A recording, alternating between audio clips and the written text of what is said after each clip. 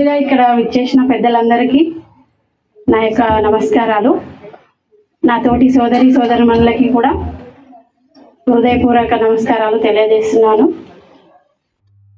First ఇక్కడ నేను already tailoring class ఇక్కడ 3 months స్టార్ట్ అయింది.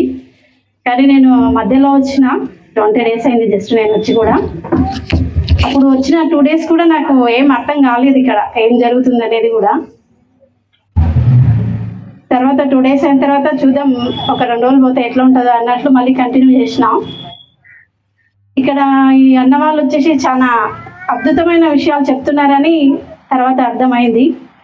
వాళ్ళు ఒక ముస్లిం సోదరులు అయి ఉండి కూడా మన గీత గురించి ఇంత అద్భుతంగా చెప్తున్నారంటే ఇది మామూలు విషయం కాదు. చాలా గొప్పగా సమాజంలో మార్పు తీసుకురావాలని వాళ్ళు చాలా ఎక్కువ మొత్తంలో కృషి చేస్తున్నారు. దానికి మనందరం కూడా సపోర్టెడ్గా ఉండి ఇది ఒక మంచి సమాజాన్ని నిర్మించుకోవాలని నేను ఆశిస్తున్నాను. ముందుగా నేను ఒక చిన్న సమాజానికి ఉపయోగపడే ఒక 4 అంశాల గురించి మాట్లాడాలనుకుంటున్నాను.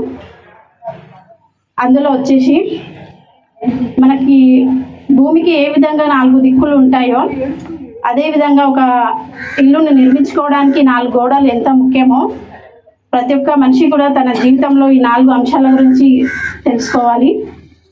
అందులో ఒకటి వచ్చేసి అనిత్యం. అనిత్యం అంటే భూమిపై మనకి ఏది శాశ్వతం కాదు.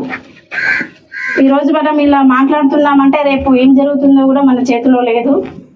దానికోసము మనము కులాలు, మతాలు, ఆస్తులు, అంతస్తులని మనశ్శాంతి లేకుండా మన సంతోషాన్ని కోల్పోతున్నాము. అలా కాకుండా అందరము మంచిగా కలిసిమెలిసి ఉండాలని అనుకుంటున్నాను.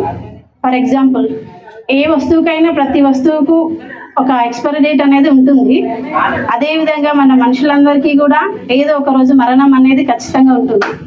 ఆ యొక్క జీవితం కోసం మనము ఇన్ని కులమత భేదాలతోని మనశ్శాంతిని కోల్పోయి మన జీవితాన్ని సంతోషకరం లేకుండా మనమే ఇలా చేసుకుంటున్నాము. రెండోది వచ్చేసి అనాత్మ. భూమిపై నీవు అనే భావన తప్పు. అంటే మనం ఎప్పటికీ శాశ్వతంగా ఇక్కడే ఉంటాం అనుకోవడం మన అపోహ మాత్రమే. ఒక దేవుడు ఒక మంచి ఉన్నతమైన మానవ జీవితాన్ని మనకి ఇచ్చాడు. అంటే భూమి పైన జన్మించిన ప్రతి ఒక్క జీవికి కూడా ఇన్ని తెలివితేటలు లేవు. దేవుడు మాత్రం మన మనిషికి మాత్రమే ఇచ్చాడు. కాబట్టి ఉన్నతమైన మానవ జీవితాన్ని ఉపయోగించుకొని అన్ని విధాలుగా మంచి చేసి అందరికీ మంచి విషయాలను చెప్పి ఇట్లా సమాజాన్ని మార్చుకోవాలని ఇందులోని అంశము. మూడోది వచ్చేసి అవాంఛ. అవాంఛ అంటే కోరికలు. మన మనిషి జీవితం ముఖ్యంగా దుఃఖమయం కావడానికి కారణం కోరికలు. మనం కోరికలు ఎంత తగ్గించుకుంటే అంత ప్రశాంతంగా మనశ్శాంతిగా జీవిస్తున్నాము. ఇప్పటికీ ఉన్నదానిలో మనం అడ్జస్ట్మెంట్ సరిపోక ఇంకా కావాలి ఆస్తులు, అంతస్తులు అని ఉన్న మనశ్శాంతిని కోల్పోతున్నాం. ఈ విషయంలో వచ్చేసి మనకన్నా తక్కువ వారిని, కనీసం 3 పూటలు తినడానికి లేని వారిని, కట్టుకోవడానికి బట్టలు లేని వారిని, వాళ్ళందరినీ నిదర్శనంగా తీసుకొని దేవుడు మనకి ఎంత మంచి గొప్ప జీవితాన్ని ఇచ్చినందుకు మనం అందరం చాలా సంతృప్తి పడాలి ఈ విషయంలో. 4వది వచ్చేసి అదుఃఖ. దుఃఖానికి కారణం జ్ఞానం లేకపోవడం వల్ల. ఏ విషయాన్ని సరిగ్గా తెలుసుకోలేకపోవడం, అసంపూర్ణంగా తెలుసుకోవడం వల్ల మన జీవితం అనేది సంపూర్ణం కాకుండా ఉంటుంది. జ్ఞానం అనేది ఎట్లా వస్తుంది మనకి? ఒక మంచి పుస్తకాలు చదవడం వల్ల, లేదంటే ఒక మంచి ఇలాంటి వ్యవస్థను తెలుసుకోవడం వల్ల. మనకి ఇక్కడ రావడం వల్ల ఎన్నో ధర్మ సందేశాలు, గీతాల వల్లే ముఖ్యమైన విషయాలు, ఇలాంటివన్నీ అన్నవాళ్ళు మనకు ఎంతో చక్కగా నేర్పించారు. అందరం కూడా కలిసికట్టుగా ఉండి ఇలాంటి సమావేశాల్లో పాల్గొనడం వల్ల చాలా మందికి తెలియని వాళ్ళకి ఇలాంటివన్నీ తెలియజేయాలి. ఎప్పటికైనా ఎవరు రక్తం చేసినా కూడా అందరిది ఒకటే ఉంటుంది. అందుకే కులమత భేదాలు లేకుండా మానవులు అందరూ కూడా ముస్లింలు, హిందువులు, క్రైస్తవులు అందరం ఒకటే. ఇప్పటికైనా తెలియని వాళ్ళకు తెలుసుకొని అందరికీ ఇలాంటి మంచి కార్యక్రమాలను నిర్వహించిన మన అన్న వాళ్ళందరికీ థ్యాంక్స్ చెప్పుకుంటూ జై హింద్, జై భారత్.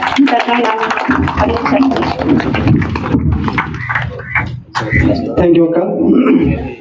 మీ ప్రసంగంలో చాలా అద్భుతంగా నాకు నచ్చిన యొక్క విషయం ఏమిటి అంటే, అక్క యొక్క ప్రసంగంలో దాని యొక్క సారాంశం ఏమిటి అంటే, మానవుడు ఎప్పుడైనా కానీ మన స్థితిని చూడాలి అంటే దుస్థితిలో ఉన్నామా ఉన్నతమైన స్థితిలో ఉన్నామా అనే దానికి, మన జీవితంలో సుఖము శాంతి ఉండాలి అంటే ఎప్పుడైనా మనము ధార్మిక పరంగా చూడాల్సింది, మనకంటే ఎక్కువ ధార్మిక పరంగా ధర్మబద్ధంగా ఎవరైతే జీవితాన్ని గడుపుతున్నారో వారిని మనం చూడాలి.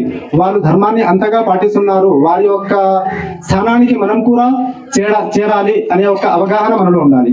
అలాగే సామాజిక పరంగా, ఈ ప్రాపంచిక పరంగా మనం చూస్తున్నట్లయితే మనకంటే కింది స్థాయిలో ఎవరైతే ఉన్నారో, దీనులు కానివ్వండి, డబ్బు లేని వాళ్ళు కానివ్వండి, వాళ్ళకు చూసి మనము వారికంటే ఉన్నతంగానే నేను ఉన్నాను కదా అనే ఒక అవగాహన మనలో ఉంటే మన జీవితం సుఖమయం అయిపోతుంది.